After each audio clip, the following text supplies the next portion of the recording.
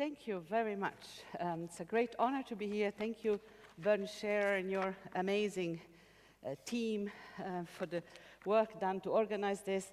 Fantastic to be here. Great honor with Philippe Descola that I have read with great admiration for so many years. And dear audience, we are missing a paper. So between the more anthropological paper and mine, there should have been a paper on animal rights. Keep that in mind, because there's quite a jump to go from one to the other. I am definitely not a specialist of animals. In fact, my only qualification to speak about animals is that I am one. A humanimal of the post-human kind, but that's about as far as it goes. So the argument that I want to run is slightly different, but it will come to similar conclusion, particularly on some resistance to the humanization of animal rights, this reparative humanism that comes in through legal frameworks that leaves me rather skeptical, I must say.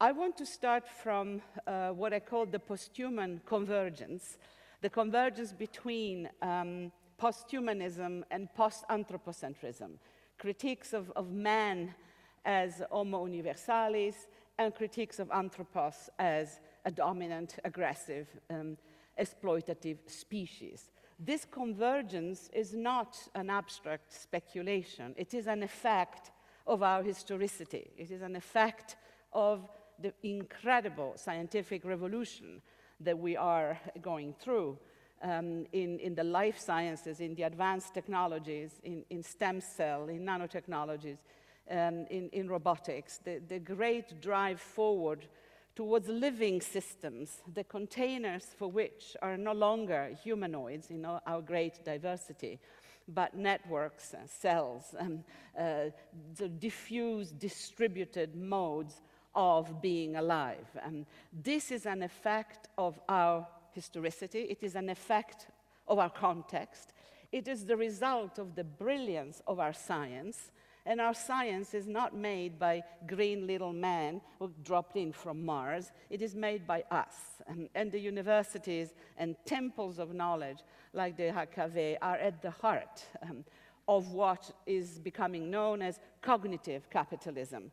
Capitalism that is a research-driven information society that trades on data about all that lives.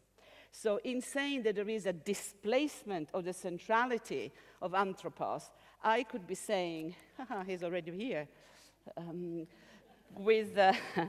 can't get rid of him, can we? I'm already saying with Deleuze and Guattari that the reterritorialization of contemporary capitalism are really focusing on data about living system. Life is the capital. Data, information, codes about living systems is the capital. Melinda Cooper, working in Sydney, calls it a life as surplus. Nick Rose, working from the UK, calls the politics of life itself. So if I talk about a convergence between a displacement of the centrality of the human and critiques of humanism, post-humanism, post-anthropocentrism, I am not dreaming of possible future worlds. I'm not talking about science fiction, although to a very large extent science fiction is, since the Cold War, kind of foresaw some of this development, predicted some of these developments. But I want to keep this very grounded according to the methodology of the politics of location, the immanence of power relation, which, as you know, if you know a little bit of my work, is what feminism has brought to the scientific community. Speak from situated positions, politics of location. I think we are going through a massive post-human turn. And as a result of this, the human-non-human relationships are being restructured as we speak. The animal that used to be one of the privileged terms of alterity that was defined in a dialectical relationship to the human sovereign subject. That animal postulated as the other, and Philippe Descola spoke already about the Cartesian nightmare. Descartes really stayed awake having nightmares, and that maybe the bodies walking down the streets were not real humans. Maybe they were robots, maybe they were zombies. Just reread the fifth meditation with post-human eyes, and you will see that Descartes really was terrified by the non-human, and his dualism is a way of dealing in a very brutal but highly effective manner with the otherness of these non-human others who are reduced to a subhuman external sort of status. So the humanistic subject, about more in a minute, postulates otherness as dialectically ordained to be non-human, non-white, non-male, non-normal, non-young, non-healthy, non-heterosexual. It's a minus. It's a minus one type of thinking. And I think animals have been caught in this to a very large extent, together with other categories of what I call pejorative otherness. The dialectics of difference work through processes by which sexualization, racialization, and naturalization produce devalorized categories of non-human, subhuman, infrahuman. Sexualization, the sexualized others, women, LGBT, others. Racialization, the ethnic, colonized, indigenous others. Naturalization or ecologization, all the earth others, animal, plants, insects. All of these are categories not only of difference, but of negative difference. To be different from the sovereign human subject means to be worth less than the sovereign human subject. There is a hierarchy here that is a hierarchy of power, of entitlement, of symbolic presence, of access. And in fact, you could define the dominant humanistic anthropocentric subject as a subject that has given himself, and it is a him, the right of access of anybody on this planet. Anybody. All bodies are penetrable by the dominant and ruling anthropocentric subject. It is a right of access. And I think that dialectics, this definition by negation in a hierarchy that sees the species of anthropos at the center, is being displaced by the combined effects of this great scientific revolution that we are going through and the social economic consequences of this revolution. Because if it is true that we have this understanding of life as surplus, life as the capital that cognitive capitalism is trading on and the universities are absolutely investing in, it is equally true that the social repercussions of this speedy, enormously fast changes are problematic, to say the least. The OECD report that came out a couple of months ago indicates that as a result of our artificial intelligence and robotics industry, we will be looking at the suppression of something like 60 million jobs by 2030, like tomorrow morning.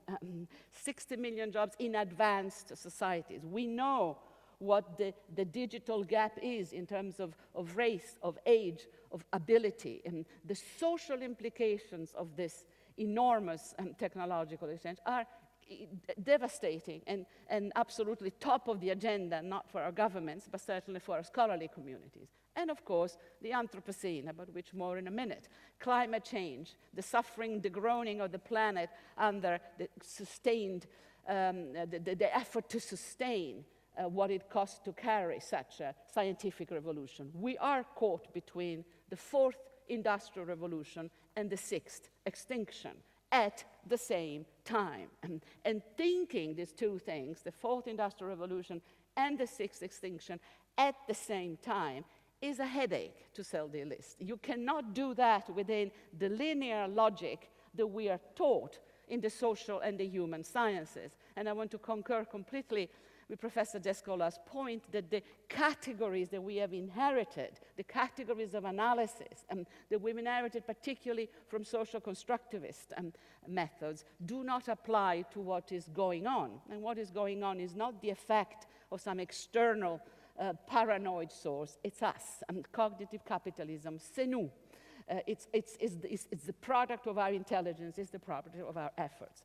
Within this, then, the dialectics of difference are being restructured, and we are looking at a great opportunity to reformulate how we would reconstruct what happens between man and his others. And here the question of what counts as the basic unit of reference for the human is absolutely crucial. I started my post-human book by saying we are not all human in the same way or to the same degree, and we do not take the same point of reference to define our humanity. As females of the species, and I remember a book by Catherine McKinnon just a few years back saying, are women human? If you look at the history of attributing humanity to the females of any species, we were not excluded from education until the 1950s for nothing.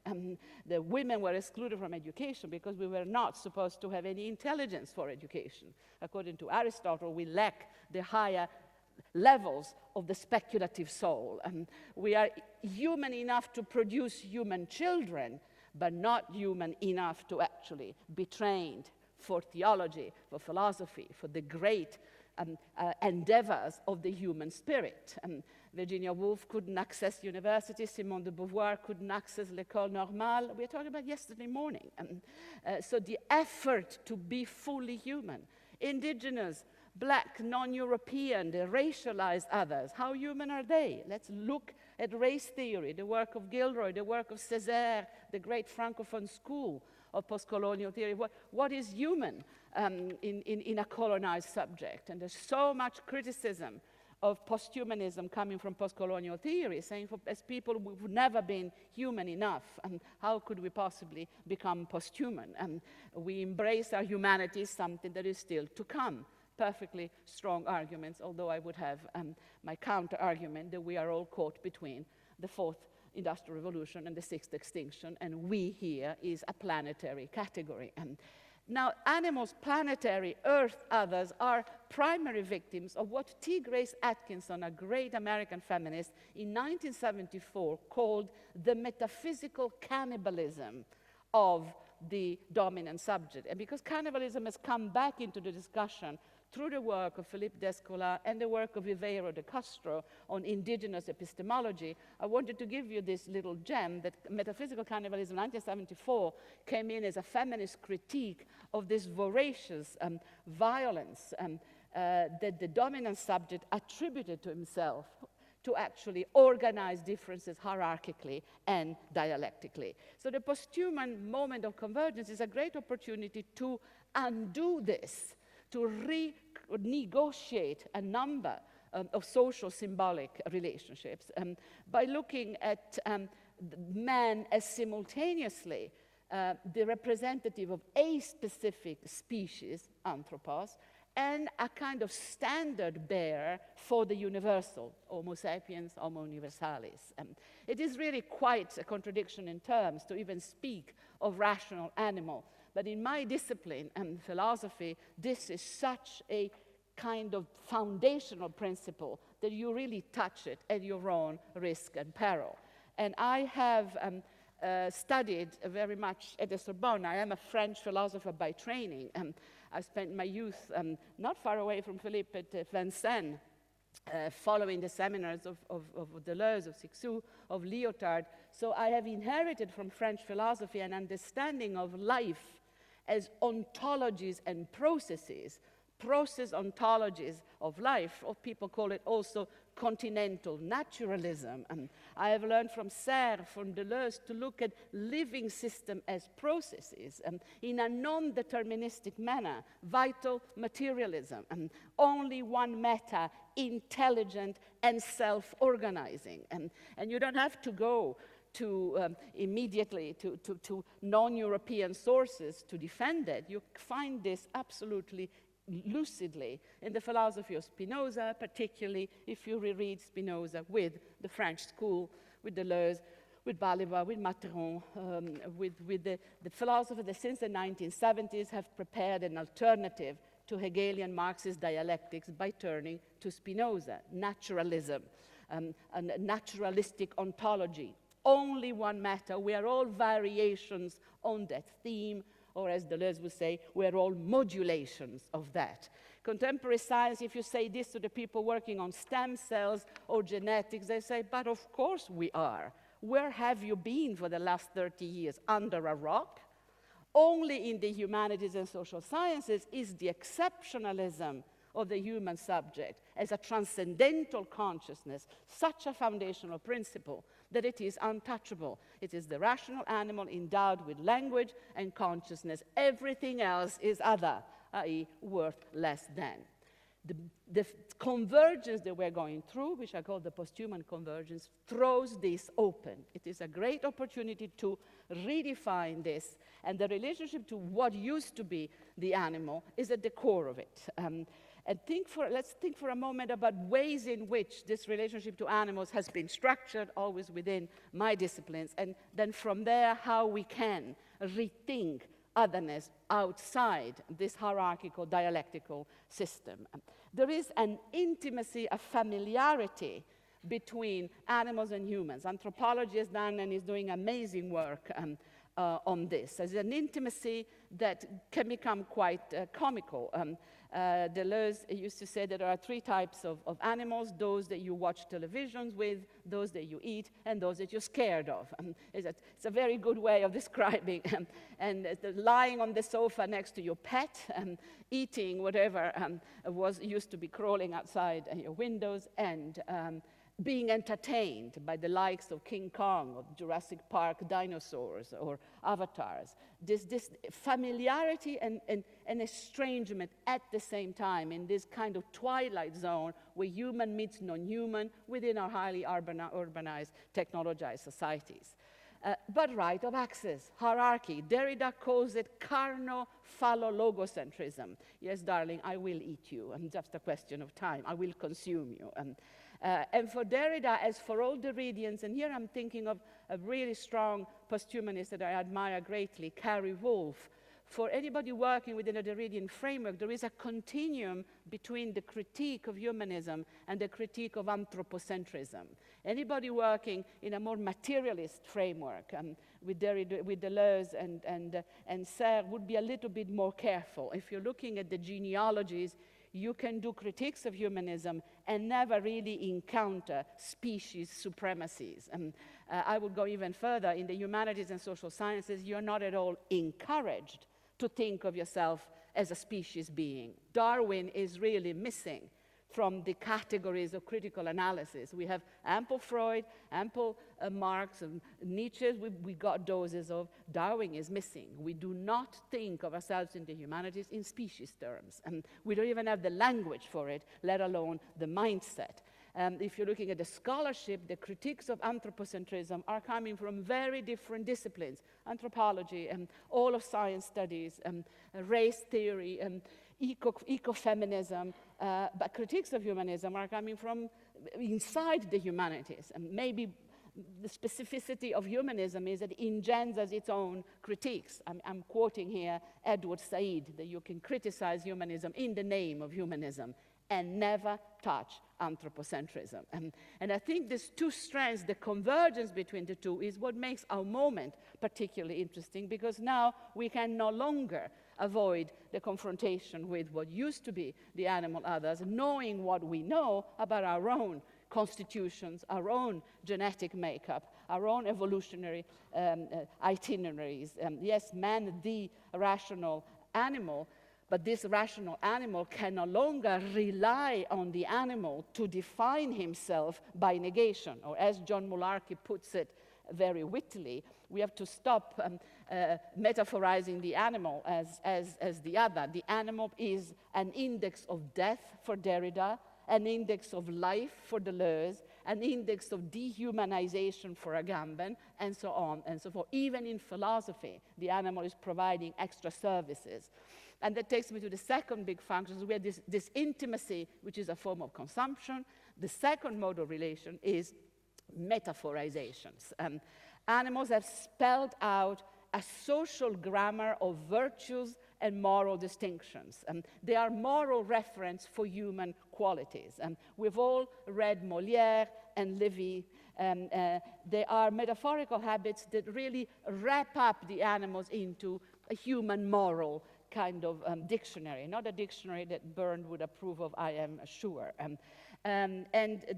Since science studies took off, I'm thinking of the early Donna Haraway work, these infantilizing narratives, these moralizing narratives have really been deconstructed. But just think of fairy tales and animals and the role that they play in conveying essential social codes, in disciplining and punishing. It seems to me that this metaphorical function is one of the first things that we need to look at and get rid of in the present context.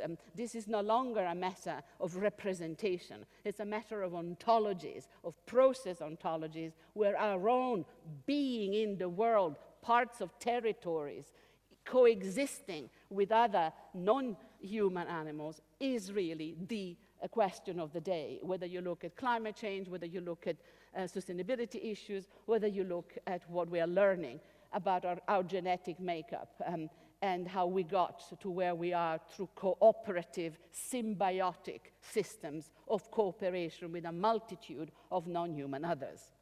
The next big mode of relation to animals is labor.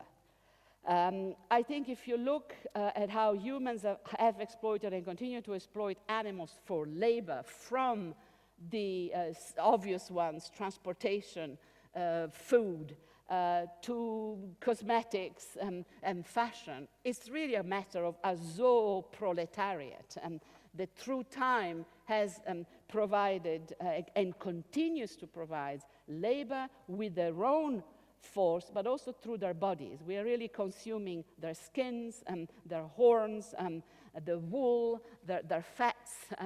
They are almost like a supply of resources and energy that we take for granted. And I think the political economy of this mode of consumptions of the labor force of animals is again being completely redefined by science and technology. Since Dolly the sheep, transgenic animals are now being recomposed in our laboratories through our stem cell and genomic research.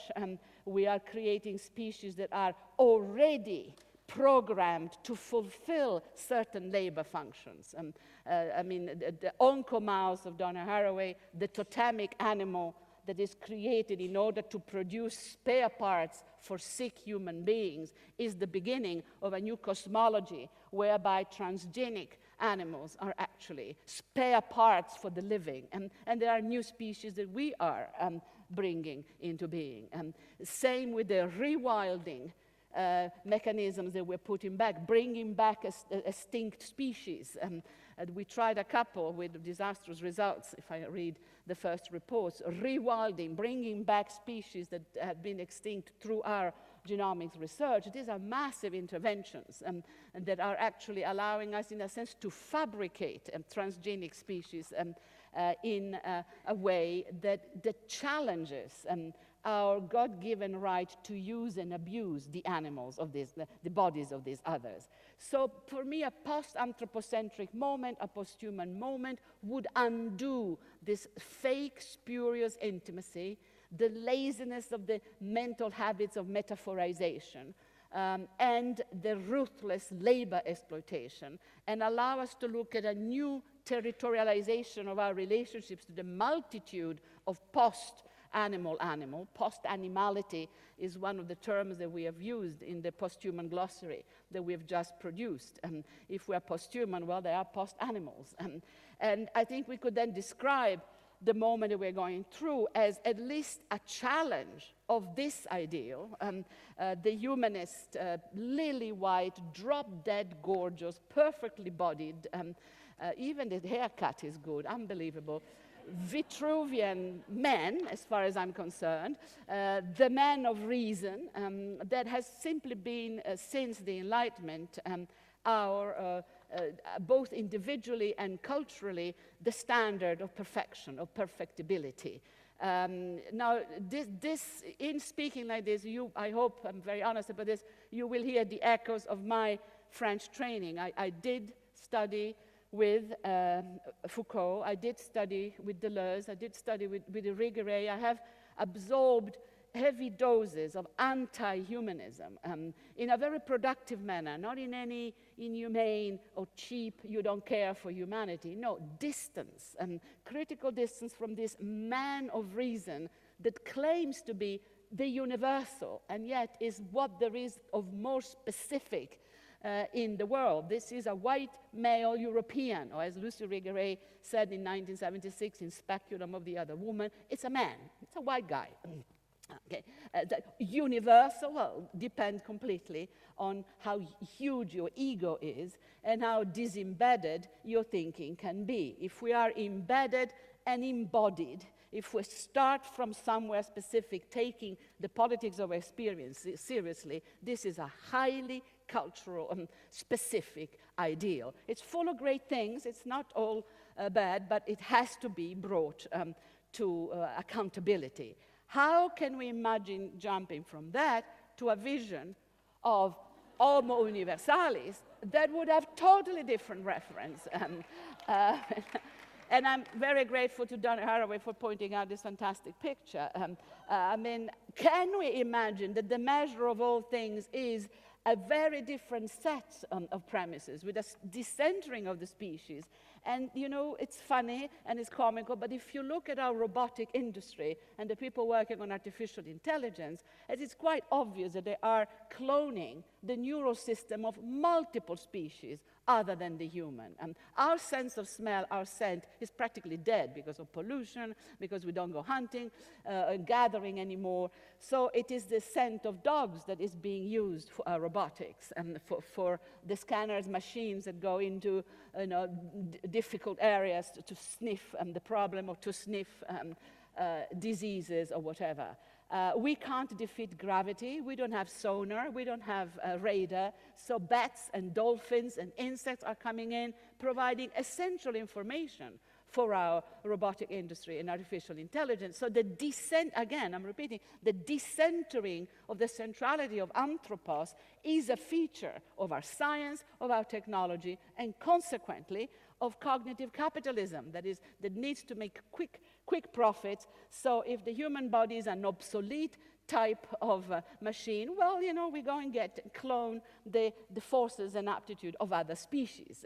And I think, so this is kind of comical, but it has a hard core of painful truth that the decentering of the human is a factor of our historicity. It's something that is happening, and it should be a liberating and exhilarating experience, and it should not plunge us into melancholia or into nostalgia for this guy. Somewhere between this, I'll come back to this, and this, somewhere in here, we need to trace a new road, and that is, for me, the posthuman challenge. I repeat, the philosophies of life and naturalistic ontologies of French philosophy, Deleuze, Serre, very important here, and before them, their supervisors. Both Deleuze and Serre were supervised by Bachelard, an extremely interesting philosopher of life, and of course, Georges Canguilhem, terribly important for Foucault, taught Foucault the little, admittedly, Foucault knows about the history of science. Think of that other French philosophy, not only the revolutionary May 68 thing, but the philosophy of science, with a relationship to life and the materiality of life that makes French philosophy, since the 18th century, since my favorite, Denis Diderot, a really interesting tradition that I would love you to kind of give a second chance to. Quickly, a few methodological remarks before I ease out and we can go into the discussion.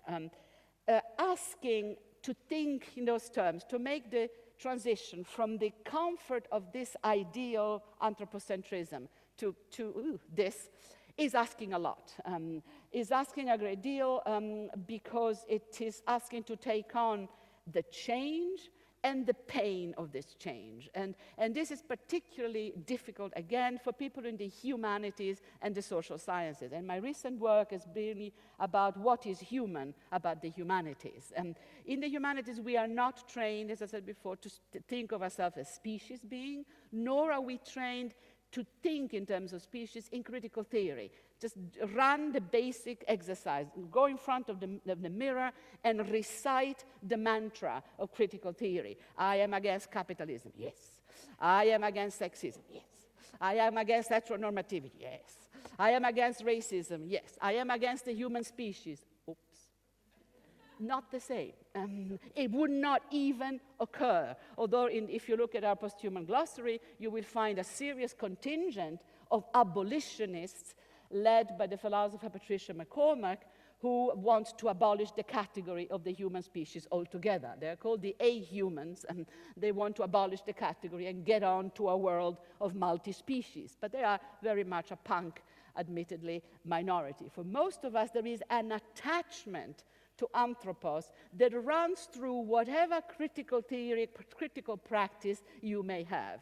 And my dialogue here is very strongly and passionately with my post-colonial race theorist brothers, with Paul Gilroy, with whom I edited a book called Conflicting Humanities, where we compare notes on what do you mean by humanity, depending on what your starting point is politically and in terms of discipline. With Achille Mbembe, who is a very acute critic of cognitive capitalism in terms of blackness. And then we have this discussion of how far are we prepared to take our distance from the category. And disidentification with the anthropocentric category is asking a lot. And you will find a lot of post-colonial theory saying we critique him. In a sense, that's easy. There's quite a broad consensus.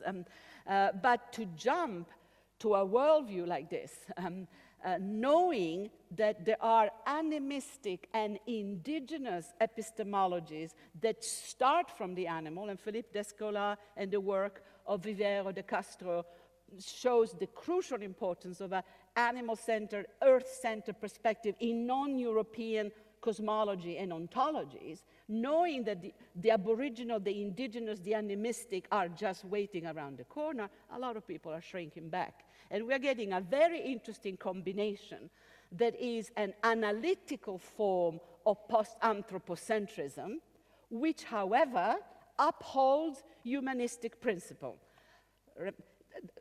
Analytic model of post-anthropocentrism means accepting that intelligence, knowledge production, and thinking today is not the prerogative of humans alone.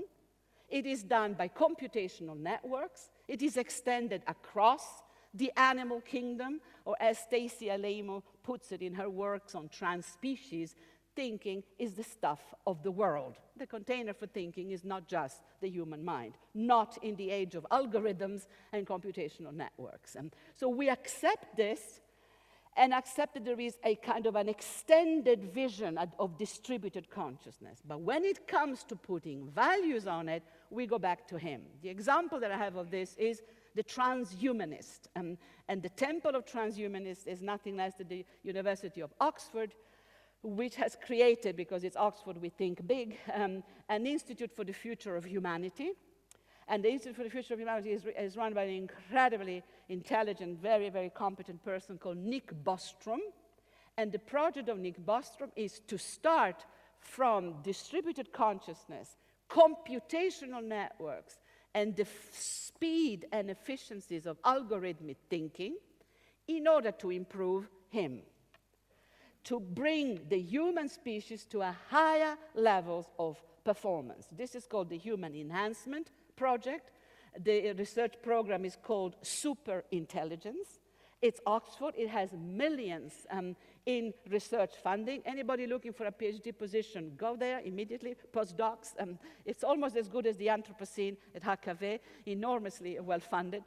And Bostrom is very, very strong in saying, analytically, I am a post-humanist. I can see that computational networks are doing all the thinking. But when it comes to norms and values, I want to improve the human species, enhance human intelligence through chips, through transplant, through interaction with the new computer systems, making sure that our brain, which at the moment is slower than our algorithm, than our computational system, that our brain can accelerate and be as fast as the machines that we have produced. It's not science fiction, it's Oxford. Go and Google it. It's happening right here and right now. And it's science. It's what Deleuze calls royal science, well-funded Royal Society science. So the combination here is analytically post-anthropocentric, normatively neo-humanist. If any of you are looking for grants, this is the equation that you need to run.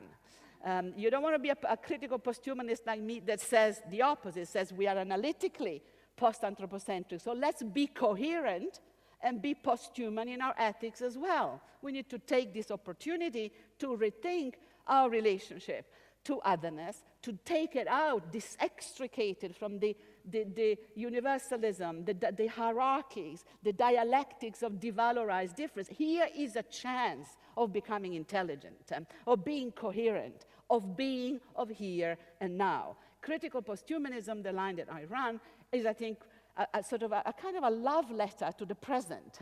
What a fantastic world, and what a mess at the same time. Fourth Industrial Revolution, sixth extinction at the same time. But it is embracing it in order to bring it to a different level. It's not going to get you the grant, so be careful with it, but keep it in mind that that is the way to go. I think have I got another 5 minutes, Bernd, or am I over already? Quickly? Okay, because I wanted to have a dig at the Anthropocene. I cannot not have a dig at the Anthropocene at the HKV. So you know where I would like to go. Sorry? Okay, I just said I have one slide. The Anthropocene and the shift, so the exclusive emphasis and focus on the planet and climate change is a very important, but in my opinion, partial way to go about the mutation that the posthuman convergence is calling upon us. And the Anthropocene is a very complicated notion which has exploded, and this is my present for Bernd, in the Anthropomeme. It has spun off a number of sub-concepts, the Capitalocene, the Thulocene, the Anthropocene, the Anthropocene, the Plasticene, the Plantinocene, the Misanthropocene, and if you have more, please send them in because I'm collecting them. It has already become a meme. It has already been caught in the spinning movements of cognitive capitalism. It's already feeding back in a number of reterritorialization that allow the same forces that have caused the pollution and the contamination to actually continue to exist under the heading of the Anthropocene.